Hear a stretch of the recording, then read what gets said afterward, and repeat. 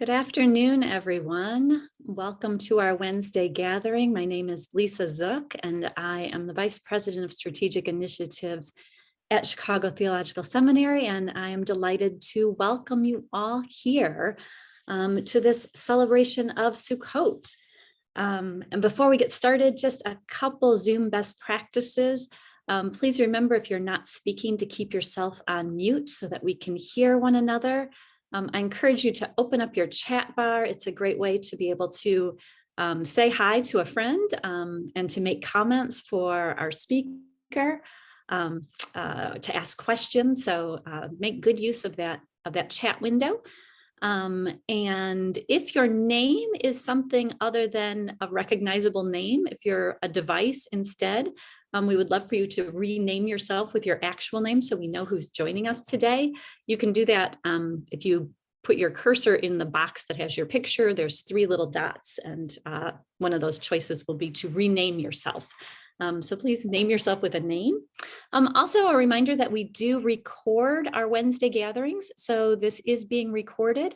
Our Wednesday gatherings after the fact, you can access them through our website and the CTS YouTube page. So after today, if you want to rewatch this or want to share it with a friend, it is entirely possible to do that.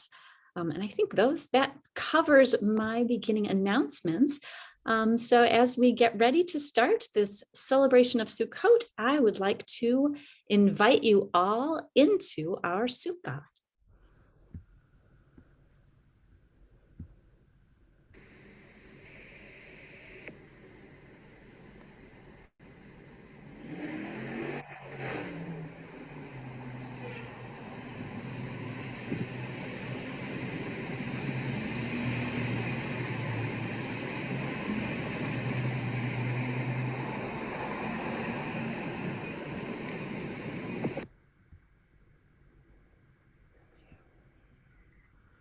Hello, everybody.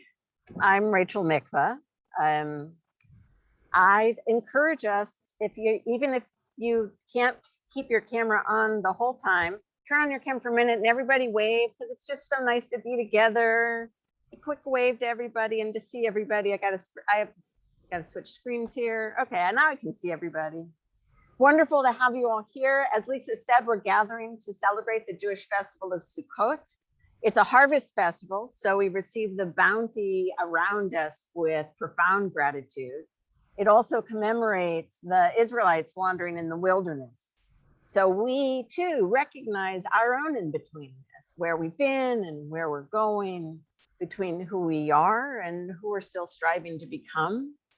And during Sukkot, the Torah instructs us to dwell in booths for 7 days. So the Hebrew word for this booth is sukkah. And here I am in the sukkah live in front of CTS. So you're supposed to sleep and eat and study in the sukkah, and apparently also Zoom in the sukkah. Sukkah is, as Rabbi Alan Liu teaches, boy, I hope you can still hear me with the wind. Making my laptop low. So Rabbi Alan Liu teaches that it's a house that's not really a house, right? It's the interrupted idea of a house. It's a parody of a house.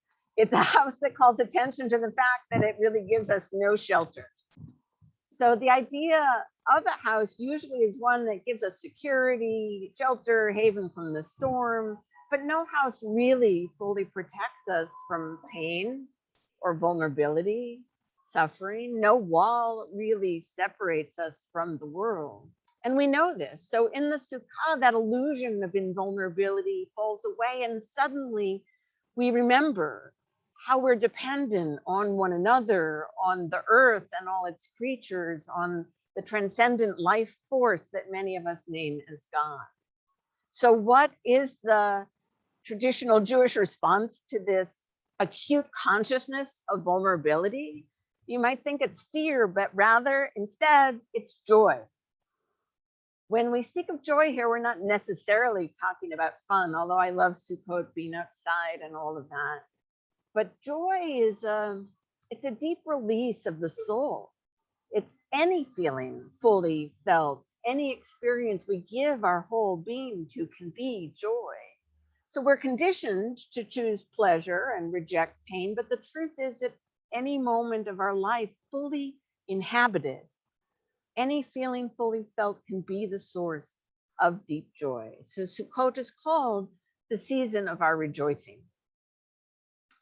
So I want to talk for just a second about what it means for us at CTS to be celebrating Sukkot, which is a Jewish holiday. So what does it mean for those of us who here who aren't Jewish, which is most of us? I happen to be, and I'm delighted to share this holiday with you.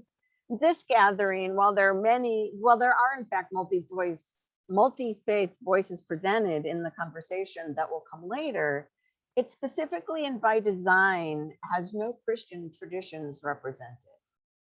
What does it mean to not hear the normative voice, the normative historical voice of the Christian voice of CTS? That's the challenge that non-Christians often experience in our common spiritual life. How can we be fully present as a vital part of the community in a diversity, a named and claimed and celebrated diversity of one that doesn't necessarily always lift up our voice? How do we still enter and be that vital part of the community? Can those who are used to being the norm also face that challenge? So when we celebrate our diversity, it's not only to learn about one another, which we do, but also to learn from each other and to be inspired by each other and to be shaped alongside each other. So it depends on context, of course, what might be appropriate. We don't appropriate people's rituals, but we can participate with them when invited in. So one of the themes of Sukkot is hospitality. Ushpazin is the Yiddish word for it. And we've invited you to participate in spirit of hospitality in many ways. One of the traditions of Sukkot is to invite in your spiritual ancestors. So I don't know if you can see this sign. Well, actually, I'll start with the traditional one over here. Oops, it's blowing away. Hold on.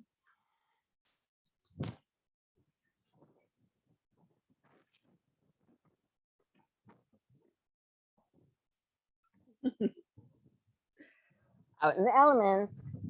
All right, let's see if I can get it in frame. There it is. Abraham, Isaac, Jacob, Joseph, Moses, Aaron, and David are traditionally invited in. And of course, because we live in an era that's trying to remember that there wouldn't be much of a men's story without the women's story also, we've added Sarah, Rebecca, Rachel, Leah, Miriam, Deborah, and Ruth. But we also invited you to name your spiritual ancestors. And so up here and all around, we printed those out. Can you see some of them? They're on these really beautifully, Marie made these really pretty cards. You can't get them into frame. They're fluorescent. They have people, their names, the person that they've called into the sukkah with us, and their special place in their lives. And they're hanging all over the sukkah, even though I don't seem to be able to get them in frame for you. We've also invited folks in, and we provide snacks if you're local. They're hanging out in the sukkah. And we invited folks to help build the sukkah. And we want to show you how that went. Kim, you want to share that?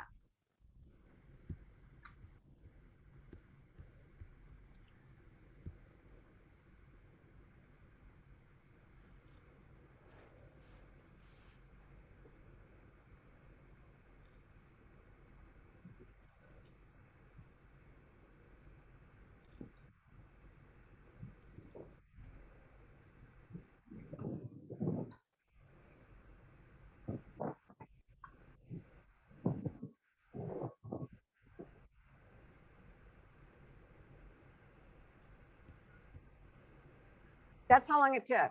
Just about 30 seconds. Thank you to everyone who came and built. Wonderful, wonderful crew. And everybody who's here today, we want to invite you, no matter how far away you are, to join us in conversation about faith and the climate crisis. As you'll see, there's a recorded conversation that we made on Monday with some folks from diverse traditions beginning to get into these questions. And we want to bring those questions into our community today. So we'll open up for conversation after we play that conversation. It's an appropriate theme for Sukkot, which is trying to emphasize again our dependency on the created world and being a part of it. Yes, Buckminster Fuller would like this geodesic dome. I don't know why about 10 years ago, I had a really simple, easy to put up sukkah. And about 10 years ago, I said, I need to build a geodesic dome sukkah. So here it is. We also invite you to sing along or listen as the Spirit moves you. Cantor David Berger recorded a number of songs for us. We're going to have time only for one. And he'll explain why he feels it's so special.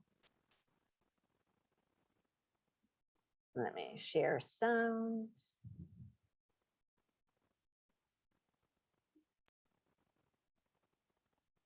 Can you all see that? Yes? Shalom CTS. This is David Berger, PhD student with Dr. Mikva. I'm stopping him for a second. Is it too soft? Or can you hear him good? Okay, it's just my sound. And also cantor at KAM Isaiah Israel, and I'm really delighted to have this opportunity to share some different kinds of Sukkot songs with you today. The first song I want to share is probably the quintessential classic Israeli Sukkot song. You can see here a picture of the woman who wrote it. Her name is Naomi Shemer, and she lived from 1930 to 2004 and was really the sort of central songstress of Israeli culture. For everything important that ever happened in Israeli history, Naomi Shemer wrote the song. This is her song about Sukkot, which is just amongst Israelis revered as sort of the classic song that people love to sing with their families. And it tells a beautiful story of a woman named Shlomit, whose name means peace, who builds a sukkah of peace. And what is defined as peace here is that there is room for all people inside of it. I hope you will join along with me in singing it. I know the words are in Hebrew, but I have conveniently made it so that you will be able to follow along with me. So let's try to sing together. Shlomit bona sukkah mu'eret v'yeruka al kein hi asukah hayom ve'ein zo stam sukkah mu'eret v'yeruka Shlomit bona sukkah shalom ve'ein zo stam sukkah mu'eret v'yeruka Shlomit bona sukkah shalom Hi lo tishkach lasim lulav v'hadasim ענף של ערבה ירוק רימון בתוך חלב וכל פירות הסתיו עם ריח בוסתנים רחוק רימון בתוך חלב וכל פירות הסתיו עם ריח בוסתנים רחוק וכששלומית תאמר הביטו זה נגמר יקרה דבר נפלא פתאום יבואו השכנים כולם בהמונים ולכולם יהיה יבואו השכנים כולם בהמונים ולכולם יהיה מקום ואז מתוך הסכך יציץ לו ויזרח כוכב בהיר כיהלום שלום סוכת פלאים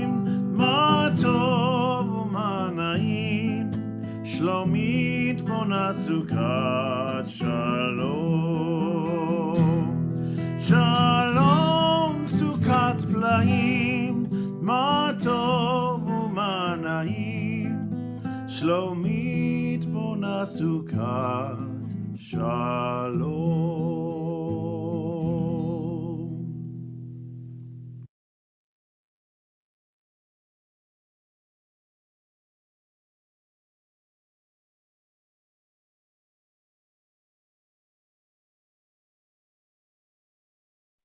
Okay. So as I mentioned before, we had to pre-record this conversation, but we want to have a live conversation with all of you about faith and the climate crisis afterwards, exploring the same questions that we discuss, either reaction to what you hear or adding from your own experience. So Kim or Marie, take it away.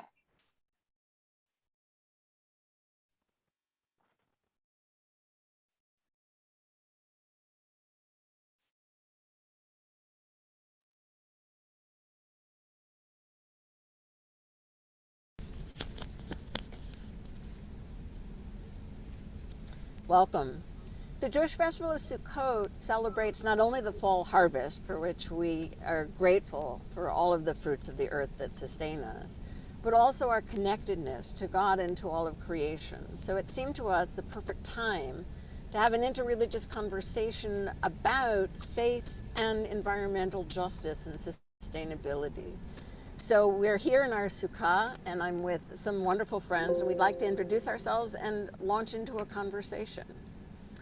My name is Rachel Mikva. I am a Reform rabbi, and I was a congregational leader for a long time, for 13 years, but historically a rabbi is above all a teacher.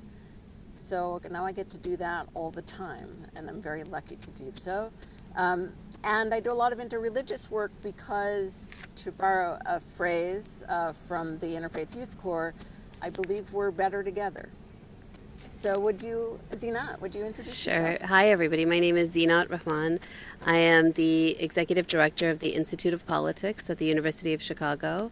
I am a Muslim. I'm a Chicagoan, lifelong Chicagoan who spent the last decade in Washington, D.C. And in all of my positions that I've worked on before this one, I've really focused on bridging religious divides because I think it's important to know how you bridge difference but find commonality. Bana na nanaha zo naibi na diva na Nikki na tsutsoni diasen banaita na botora naita. So hi, my name is Zoe Naibi. That's the name my grandfather Albert Ballard gave me. I am also known as Nikki McDaid. I am from the Shoshone-Bannock Nations of Fort Hall, Idaho. I'm also a PhD candidate in the learning sciences at Northwestern University, where I do work in environmental education. Wonderful. What does the name mean? Zoanaibi, it means treasure girl or jewelry girl. There's a long story and a good sense of humor behind that name. So, yes, my grandpa was a jokester. Wonderful. So Sukkot is my favorite Jewish holiday because of the themes of hospitality and Thanksgiving and connectedness to all creation. And so our conversation today really has two parts in that last theme of connectedness to creation. And one is, what's weighing on your spirits in this moment, in terms of our capacity to damage our world and each other in the process. And the second part of the conversation is, what do you draw from your tradition that helps to sustain you, gives you the resilience, but also perhaps instructs and guides you in how to respond to these challenges? So let's start with the part that what pisses us off and breaks our heart, or both. Since I have the mic. Yeah. So I took some notes here just to keep myself on topic, otherwise I ramble. But I feel like there's two interconnected issues here for me. And the first is the discourse that we use to discuss and teach about climate change in the first place. So in mainstream discourse about climate change, we often talk about it as if human people, we talk about it with a lot of assumptions about the way that human and more than human worlds interact. basically. And so there's assumptions built in that humans are inherently destructive, and that we only have or mostly have a negative impact on the world around us. And then another part of that is an assumption that we're actually not part of ecosystems, we're separate from them. And in that, we're not animals, that we are somehow superior to and separate from the rest of the natural world. Right. Even if we don't do the superior part, we're still doing the separate part. Right. Yeah. Right. Yes. And so in those assumptions, when we then go talk about climate change, we tend to talk about it in a way that is, it is a dire situation, right? And so I understand the doom and gloom kind of narratives that we get into, but at the same time, I feel like there has to be another way to talk about it as well, so that we leave people feeling less inagentic and less hopeless when they're learning about climate change. And I'm thinking particularly about youth, and Native youth in particular, who have very, very high rates of suicide in this nation. And if they don't have hope for a future and they already have high rates of suicide, like that leaves us in a really dire situation for Native youth and for really all youth, period. So what I'm thinking about is talking about climate change in a way that we talk about our possible futures in a broader sense than the doom and gloom narrative that we always hear. We do need to take it seriously, and we do need to create change, but in order to create change, we have to feel agency. And if we don't feel agency, we won't be able to make that change. So for Native people in particular, it's a frustrating situation to be in the first place, because settler colonialism brought this on us. If we were still living in our traditional lifeways on this land, this wouldn't be happening right now, but it is, and it's here. We're already feeling frustrated and down about it. It's incredibly important for us to feel hope. So I want to talk about climate change in a way where we talk about what are the future possibilities that we want and how do we get there, instead of the narrative that we're teaching, especially in schools, where kids end up feeling hopeless. It's so interesting you should say that. In the Hebrew Bible, there's a verse in Isaiah where Isaiah's been talking sort of doom and gloom, and essentially the people respond eventually, well, let's eat and drink because tomorrow we could be dead, right? I mean, that sense of hopelessness, it wasn't advocating that, right? Sure. But that's what the people's natural response to hopelessness was we have no agency. Yeah. We can't do anything about it, and that isn't helpful. I mean, that was what the text was trying to get at, and I think that's a really vital and important insight into the way we try to cope. Right. Psychologists talk about it too. You do work in psychology. Yes. Yeah. In that intersection, mm-hmm. Right? So, right, that if you feel like everything's lost, then you're not likely to try to fix it. Right. Yeah, no, I think Nikki's response actually helps center me, because I do often think of it as hopeless in a sense, because all of my work and my work right now at the Institute of Politics is about centering young people. And so when you talk about climate change, that is the issue that in many cases they're most active on. But I think what frustrates me the most is they just don't, the lack of voice and agency. They have voice and agency, but because of the adults, the adults in the room, they're not able to make the change that is going to impact them the most, that they feel most fervently about. They're not holding on to power. I think, just very personally, I have a 6-year-old, so when that International Climate Change report came out from the UN, I panicked, and I was like, what world are we leaving her and her generation? And it is you have to fight against hopelessness, I think, sometimes when you're talking about these issues. And I think we just need a reset too, in terms of, the other thing that makes me despair about this is just that the people who are impacted the most have been the ones who have benefited the least, or have maybe if we look at it from consumption model, have consumed the least, and yet if you look at Bangladesh, if you look at around the world, but even in our own country, the people who are going to feel the impact the greatest are the ones who are least likely to be, the perpetrators of the things that cause climate change. And so that's a hard tension to sit with and do something about, because it feels like such a big problem. Right. I think the environmental classism and racism, that's part and parcel of the way we interface with consumption and right. and waste and toxins, and We have these dispensable neighborhoods in Chicago, right, where we have another example of a company moving. They do metal recycling, right? They're near Lincoln Park. They don't want them up there, so they're going to the southwest side where we already have a disproportionate amount of toxins. And I agree, the 2/3 world and minoritized and impoverished neighborhoods get a disproportionate burden of the toxins and the waste and the industrial pollution, and don't benefit even from the things we are trying to do around clean air, clean water, at least not proportionally. They don't get the same kind of open spaces.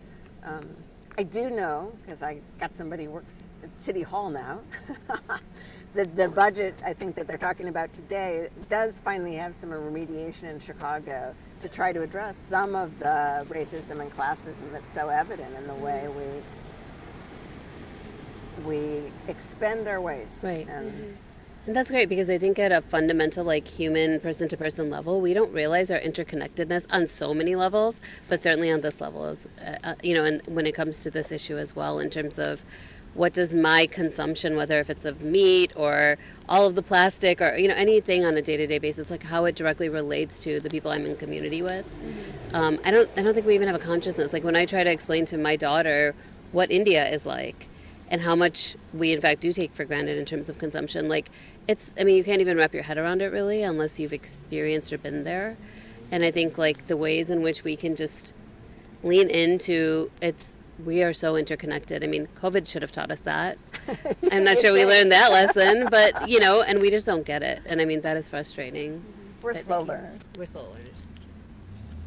Yeah, I think the only thing that I would add to that too, and I'm just thinking about a couple of things that you said, that you're a mother. I'm also a mother. I have almost 9-year-old and a 6-year-old. And one thing that I think COVID really taught me in particular about interconnectedness is that I really need more elders in my life, and my kids really need more elders in our lives. And I think part of the way that we talk about climate change too, it tends to be I know, I've heard youth that I work with say things like, you made the problem and now you're saying that we're the ones that have to fix it, we're the leaders, and they're incredibly overwhelmed by that. So I think part of it too is to get at this in an intergenerational way, which also just happens to align with Native worldviews, right? To do things in a more intergenerational way. So that's the only thing I would add.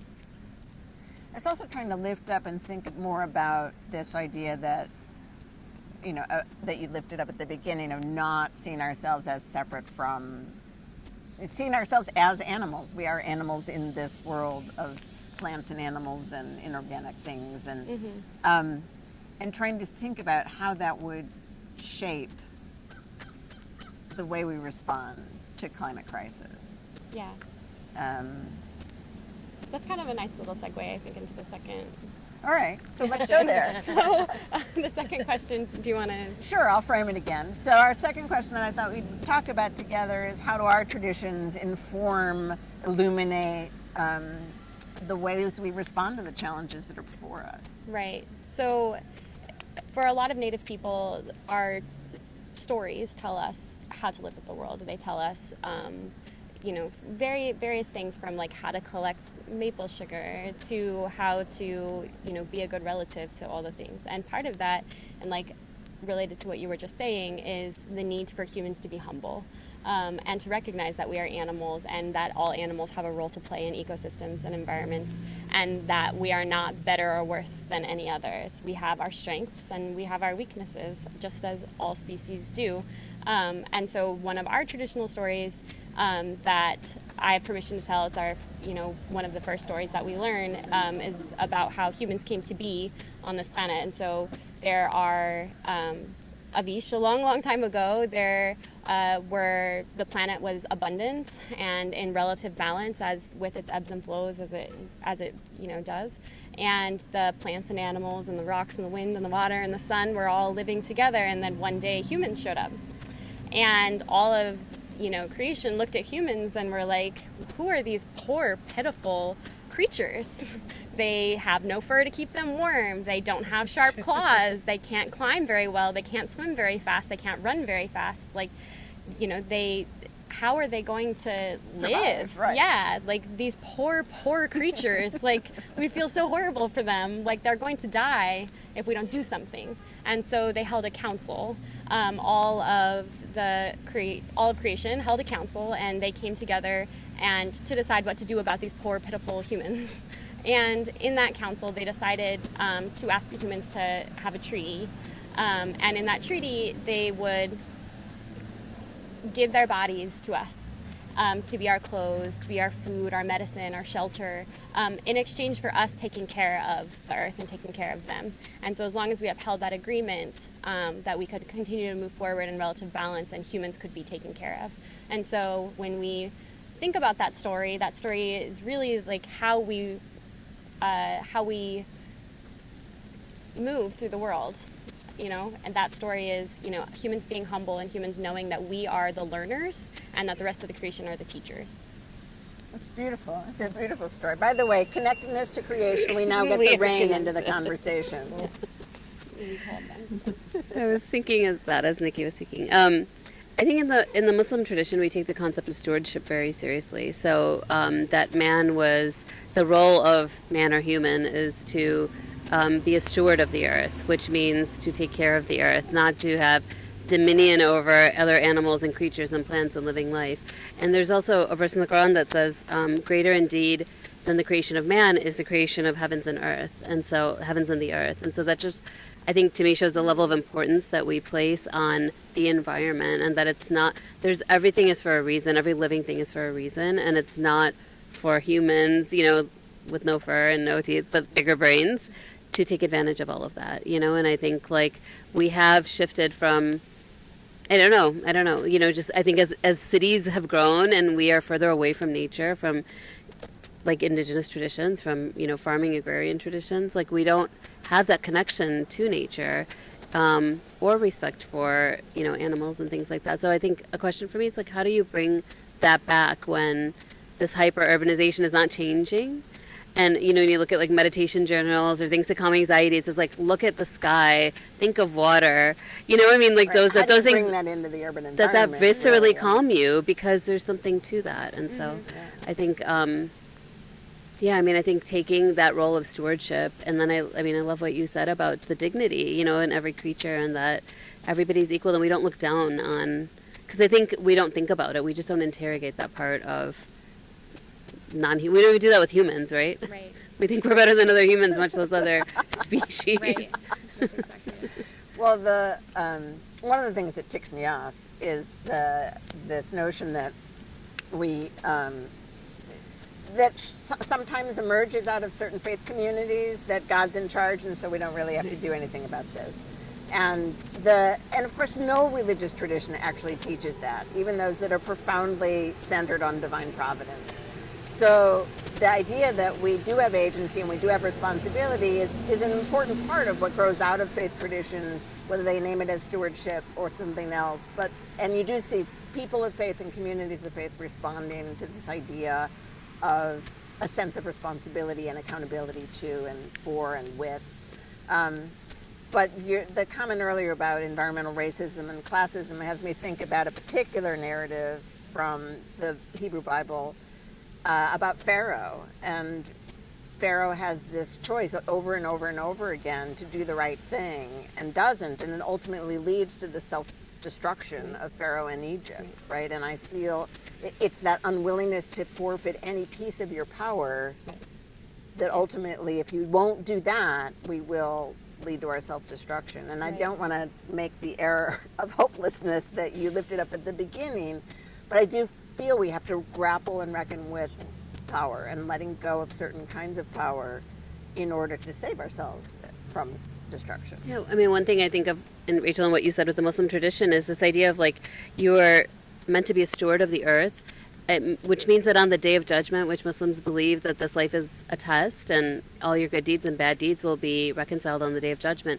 that you will be judged on that, and that's bigger than the power that you might have today or the influence or the money or any of it. And so, but we also maybe lose sight of that sometimes, and so like that is a way to kind of bring in the religious tradition, and like it's bigger than just this, Right. that there's more in our belief system than what is here in this life, and like the thing in the that is in the afterlife matters more in a sense than what matters now, you know. And this idea of stewardship is something you'll be judged on. It's not just a nice to have, it's like essential.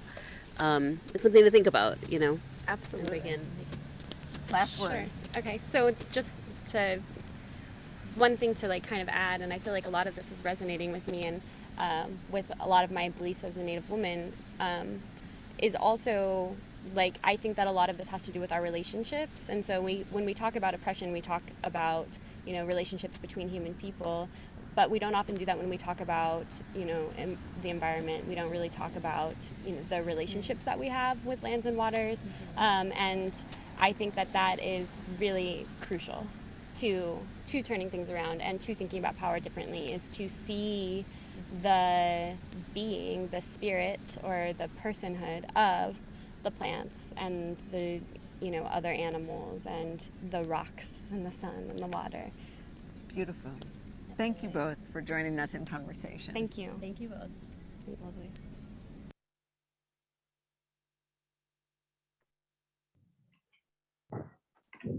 I hope you enjoyed that conversation. You can remove the spotlight off me, Marie, because I think we want to be in sort of plenary view and get to see everybody.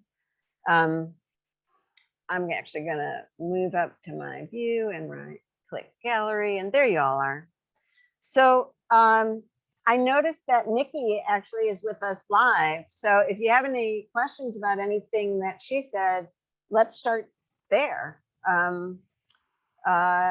And then we'll move on to sort of address the same questions that the three of us did in the recorded conversation. I think we're small enough that you can just unmute and start talking. But if we start talking over each other, then we'll start raising hands. But for now, just unmute. And anything for Nikki? Comments or questions about her beautiful stories? And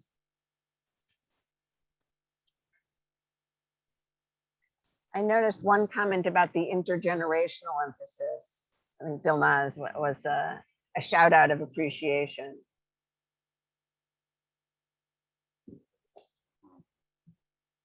Well, I invite Nikki at any point that you want to jump in as people are talking to do so.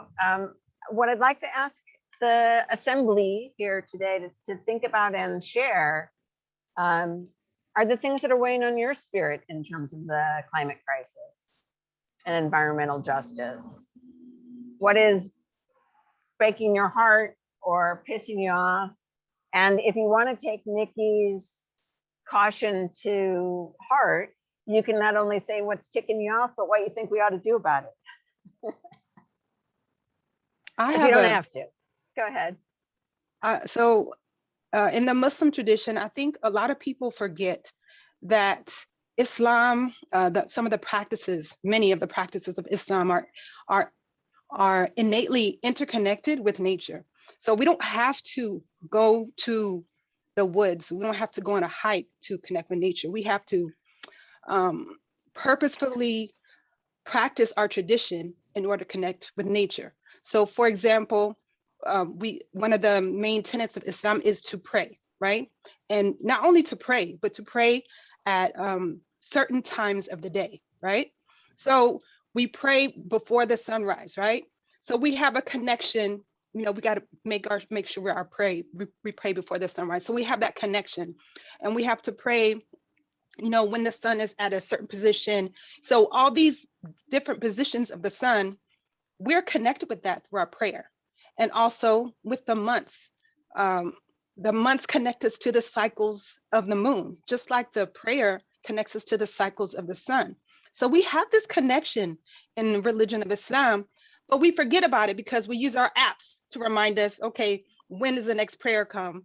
And when does the next month begin? When we have the ultimate app, we have the sun and the moon to remind us, you know, this connection with the earth.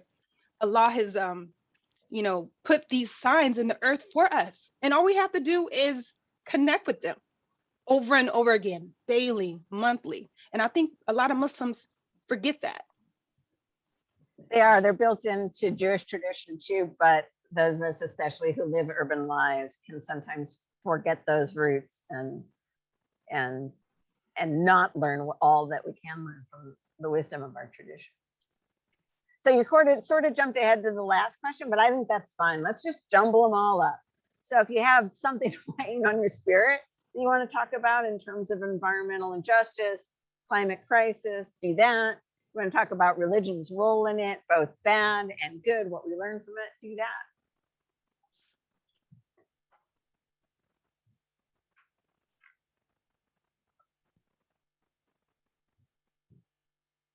Hi, everyone. This is Haley Hudler. I'm a current student. I think my question that I think about when it comes to environmental justice is, I think about how much we use, like our consumption, like individual consumption of like buying products or buying one-use plastics. And I know we have to do a lot personally in how we use our consumption. Like, let's say we take a log of like an entire year, how much waste we produce. Like, how do we really cut that down? And how do we and I guess you could say this with all types of oppressions, like the majority privileged group, they're always, benefiting off of people who are oppressed. And I know, like, I'm going to bring this back to the environment, but I'm just using this as an example. We kind of say, oh, like the privileged group doesn't have, well, we have to say, well, the people in the majority do have to give up, like we actually have to give up resources, have to give up finances, have to give up the quote unquote the privileges that we have. And so comparing that and bringing that over to environmental issues, we need to get to that place where we have to acknowledge and recognize, oh, we actually do have to like give up some of the luxuries that we have in our day-to-day life. Like, what can we do to survive, like very minimally? And I guess my big question is for everyone, if you have any answers, is how do we get people to that point? Like, I know personally, like I switched to a vegetarian diet a couple of years ago, but that's like a step. I'm not saying every single person in this world needs to go vegan or vegetarian. I feel like that's a bit extreme. You can't impose things on people. Like everyone at that point, that's like authoritarian, so I'll leave it at that. I'm just really frustrated that people think, oh, it's just simply turning off the lights or shutting off the water, or I think it's a lot more than that. And people it's not clicking yet. So I think part of what people struggle with, even people who are thinking about it, is how much can my thing make a difference, right? And if they really believe that it would make a difference, I think more people would do more.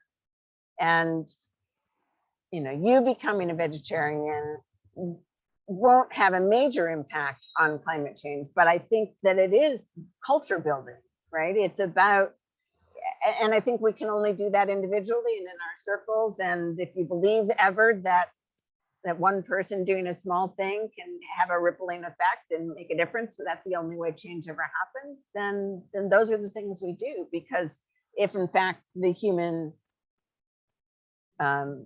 species became mostly vegetarian, it would have a huge impact, huge. But yes, we do our little part and then wonder what its impact is.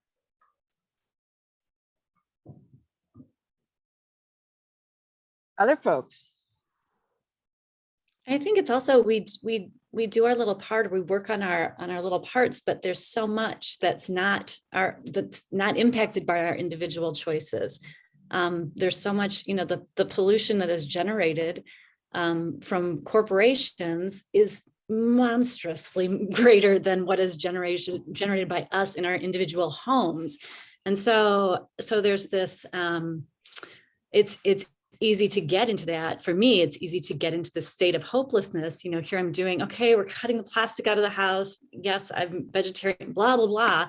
And then seeing what's happening, one oil spill just, and that's all gone. So I think, there's our individual, the choices that we can make in our lives to reduce our footprint, but there's also how do we band together to enact legislation, to make a difference, to hold our governments accountable, to hold corporations accountable, right? And how do we do that on a global scale too? Because it's not even just here, obviously, this is such a tremendous problem. So and all of that then just weighs on me, right? Because it's so easy for me to sink into the despair side of this. So I'd like to respond to that. My name is Ann Ridge, and I'm a recent graduate of CTS. I'm also a member of Bethany United Church of Christ here on the north side of Chicago.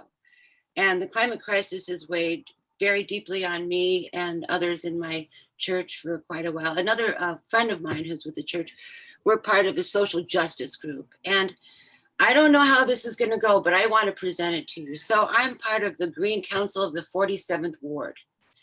And it's very committed to the climate crisis, very committed, with working groups and programs and people that come in and talk about all the different things that you're talking about, from commercial and industrial waste to pollution to restaurant waste.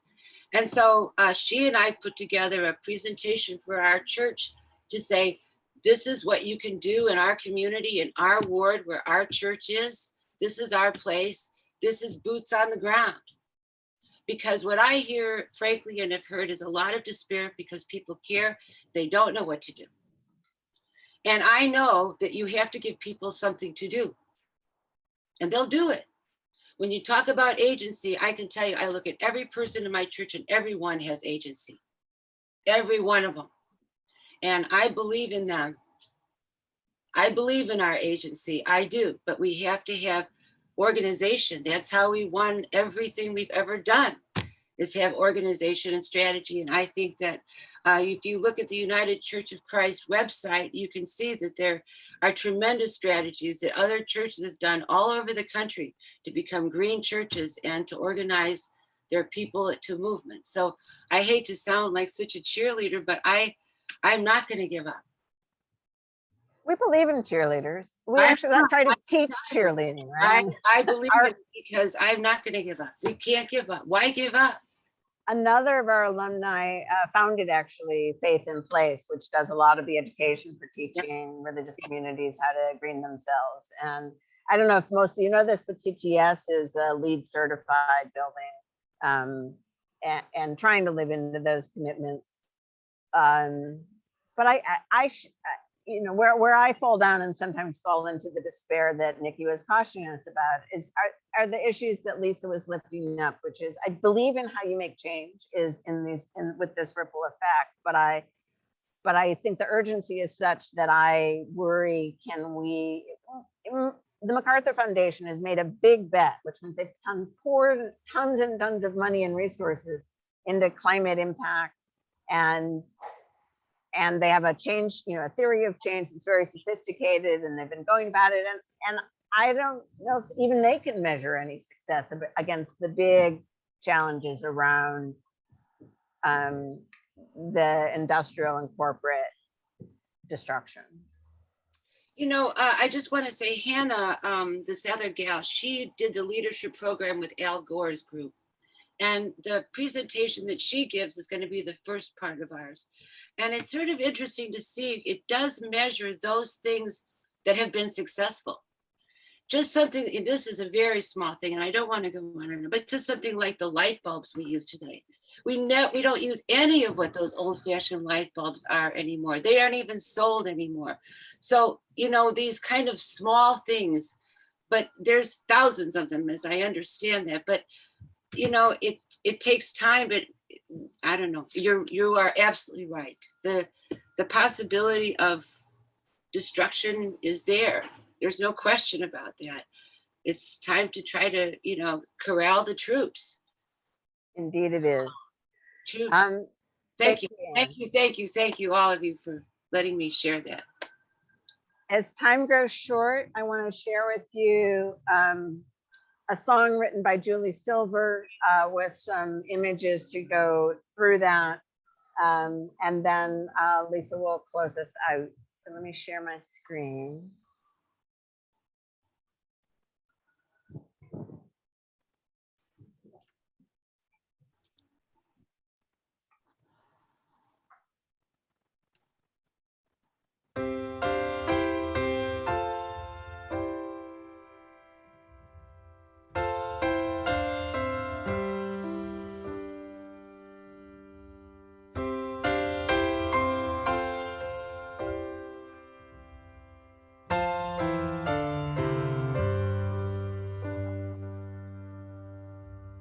When one of us is suffering, we all feel pain.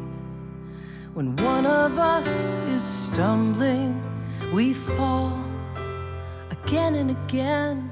All of us are slaves until all of us are free.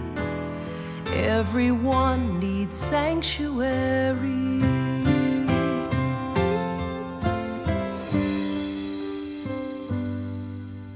When some of us go hungry, all of us can't eat. When words don't mean enough to us, we pray with our feet. We pray for the dreamers who pray for you and me. We can be their sanctuary. So let us set a table wide and long, where everyone has plenty and everyone belongs, where everyone agrees to disagree. Underneath this canopy, I will be a shelter open on all sides. I will take you in and stand by your side, no matter where you come from or where you'd rather be. I will be your sanctuary.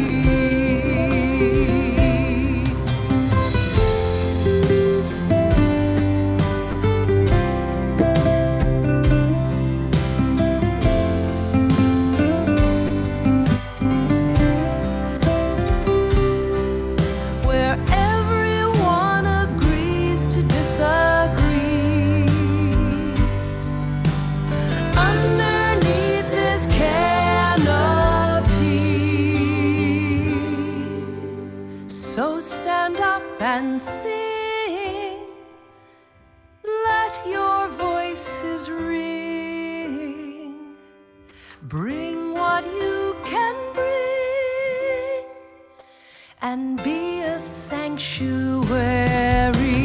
So stand up and sing, let your voices ring, bring what you can bring, and be a sanctuary.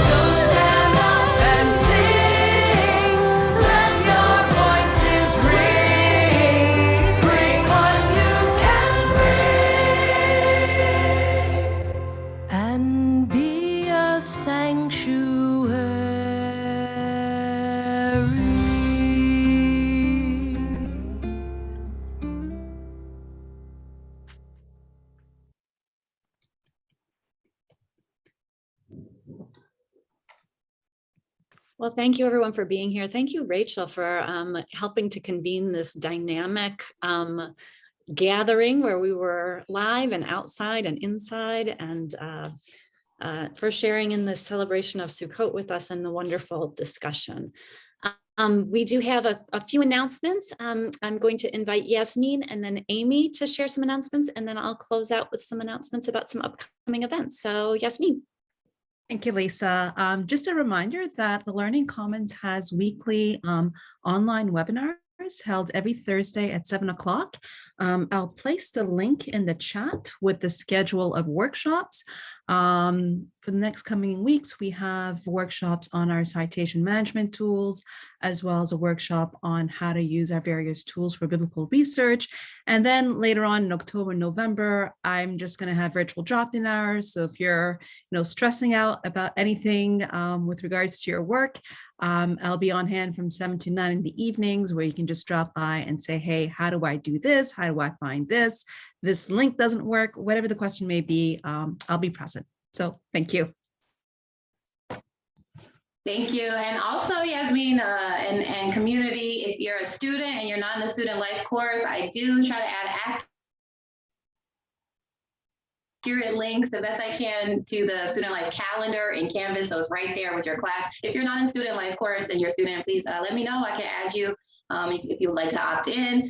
And also just wanted to announce I randomly selected Danny Patrick gift card today. So congratulations, Danny. And a number of upcoming events that we're having is tonight. There should be a trauma informed clergy group. Sorry if my connection is not good.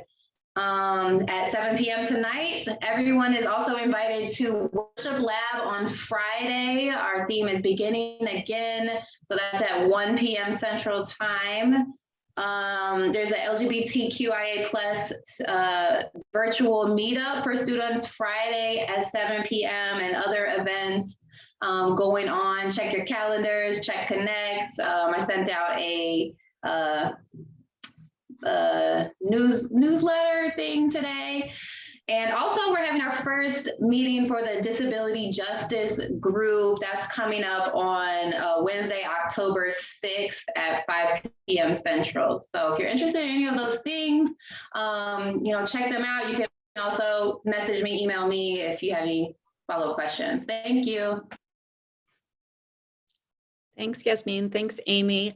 I would like to invite you all to join us again next week for our Wednesday gathering at noon. Our featured speaker will be Dr. Zachary Moon, and he will be in dialogue with PhD student Lena Safi, talking about themes from his recently released book, Goat Walking, A Quaker Pastoral Theology. So it should be another wonderful and engaging time. Also coming up on October 14th is our annual C. Shelby Rooks lecture. That'll be taking place via Zoom at 6 p.m. And our speaker for that is Dr. Carrie Day. You can register for that on the events page on the CTS website. That concludes our announcements and our time together today. I wish you all a measure of peace, salam, and shalom.